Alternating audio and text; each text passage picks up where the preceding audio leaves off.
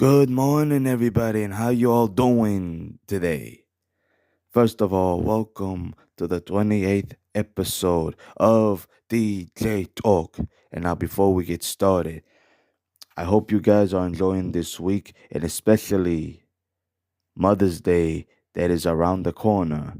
So, to all the mothers out there who have worked hard, sacrificed to give us as children a better life, I would like to say,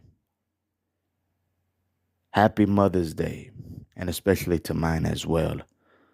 So, hope you guys enjoy this special moment, cherish your day as well, and most importantly,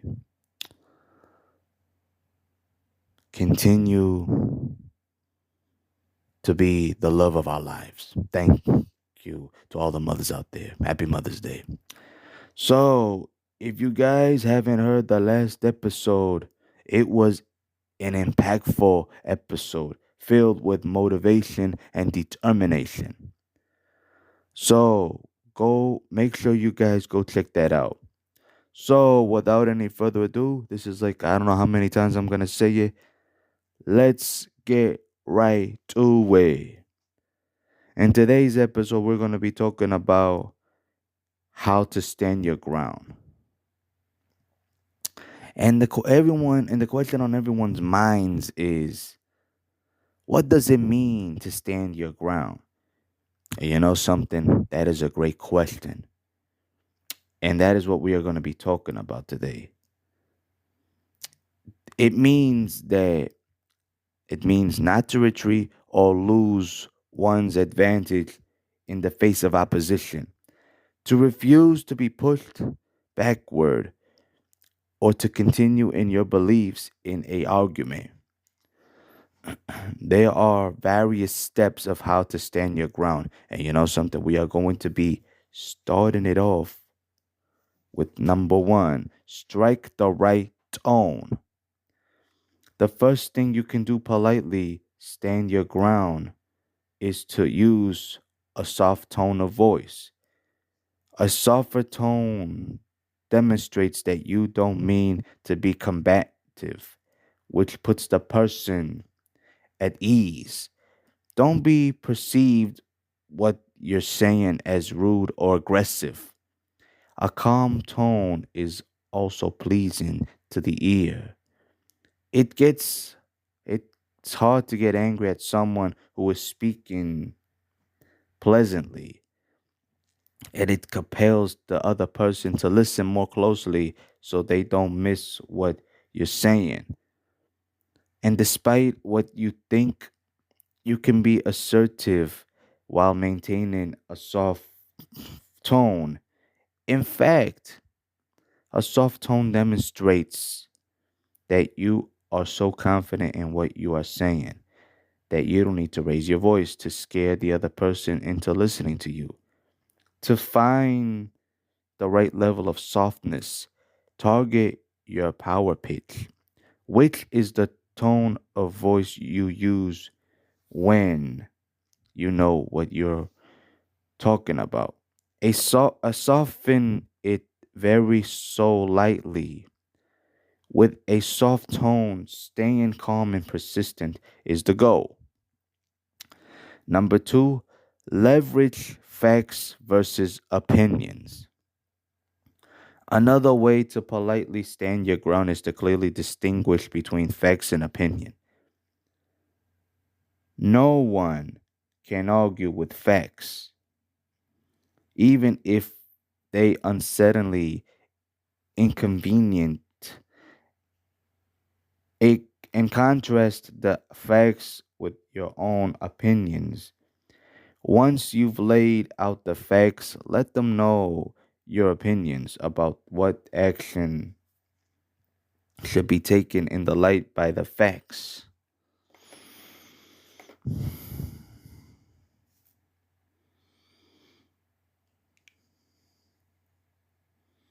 By clearly deleting, deleting what is facts and what is opinion, You establish a foundation of transparency and trust, which makes the listener more amenable to what you have to say. That's why logic is a powerful tool. The art of persuasion. If you can present your points and back them up with evidence, then they have no reason to be angry with you or be angry at you. The facts are objectives. You're just the messenger delivering the wake up call. And if they take issue with your opinions, that's fine. They are welcome to suggest a different interpretation as long as they respect the facts. This approach is particularly important in business, where the quality of the strategic decision is rooted in the quality of the data backing that decision. Number three, stress the collective. When you are presenting your position on a topic, particularly if it's a controversial position, make sure to frame your reasoning in the context of the collective. In other words, make make it clear that your objective isn't to enrich yourself or make yourself look better or them look worse. To the contrary, your goal is to maximize the benefit to the team, company, or partnership as a whole. Stress that this is bigger than the two of you. It's not about the individual, it's about the mutual benefit of the collective. This approach ensures that the listener doesn't take personal offense to anything you're saying. It also demonstrates that everyone is on the same team and on the same page. Number four, strengthen your boundaries. Stay true to your values. You know you have the same right as others to be your own boundaries, to be your own person. Beg your pardon. Refuse to be a doormat or live as a victim. Stand your ground, even if it is met with disapproval. Face your fears and step out of your comfort zone. Number five, just say no. Declining a request or not joining in with others when expected can be difficult, but your preferences and needs are just as valid as those of others. If you are prevailed upon, use the following steps as a rough guide. Consider the request if the request is rather general. Ask for more details. It indicates that you're seriously considering the request but need more information before your answer. State your position. Name your preferences, feeling, or perception of the circumstances. Be tactful, confident, and assertive, not apologetic. I can see that it will take a lot of time, but I am too tired. Well, that's what they would say. I am too tired to join in. I won't be able to lift anything with my bad back. I have a previous engagement. I'd rather not get involved. I'm too busy with my own things. Say no if you find it too hard to say with a straight no. Try these milder alternatives. I'd rather not. I don't think it's right for me. I won't be available in the near future. I think I need to think about this. this one. Will be in touch if I can. And last but not least, number 6, stand up for yourself. The key to assertiveness is being polite, direct, clear, and non attacking. It means standing up for your rights, feelings, beliefs, and needs while also respecting those of the other person. This is different from aggression, meanness, or being pushy. Assertiveness is a respectful form of communication that provides another person with a clear and unambiguous message about where you stand. A straight posture, eye contact, speaking neither too softly nor too loud, feelings kept calm, and an air of confidence, even if you might not feel it inside, sends the right signals. Effective assertion statements should be quite short and as succinct as possible. So you see, when it comes to this life, you have to learn how to stand on your ground and stand up to what you believe in. I'm going to explain to you guys something that I've learned a long time ago. There was a question that I was asked one time, and I would answer this question multiple times in my life. And that question is, when do we give up? And my answer will always be never. And this is something that we have to do. So I'll ask this question again. When do we give up? And if you answer never, put it right down in the comment section to understand what I'm talking about.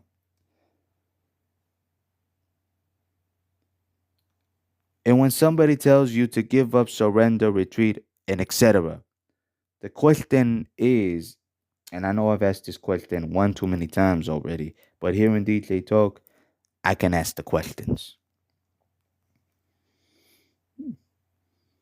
The question is, are you going to believe them? Or are you going to do something about it? And the answer is, only you can answer that question. Only you is like the old saying goes, only you can answer the question. There's a famous quote that was said by Thomas Jefferson about standing your ground, and it says something like this: in matter of styles, swim with the current. In matters of principles, stand like a rock. And also said by Theodore Roosevelt, keep your eyes on the star and feet on the ground. Very well said by third President Thomas Jefferson and 26th President Theodore Roosevelt. So at the end of the day, learn to stand your ground. No matter how many times you fall down, all you have to do is pick yourself up and move forward.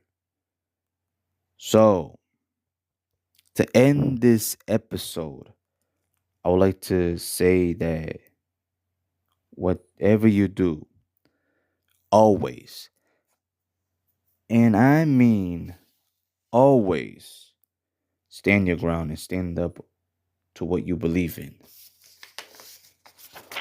In a matter of seconds,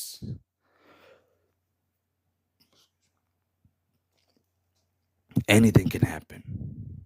And sometimes we all hope for the best to come. And my advice to you guys is Time to change your vocabulary and start to think about the best that is coming towards you. And if you do that, everything that you ask for can change in a heartbeat. Just like a snap of my finger, it could change just like that. So, with that being said, to all the mothers out there, I want to say to you guys, you're strong, you're valiant, and you got heart. And I'll say it other one. If anybody don't know it in English, I'll say it in Spanish. Por todas las madres que está ahí, ustedes son fuertes, llenos de coraje, corazón. Y usted nunca rinda de nada. Especialmente.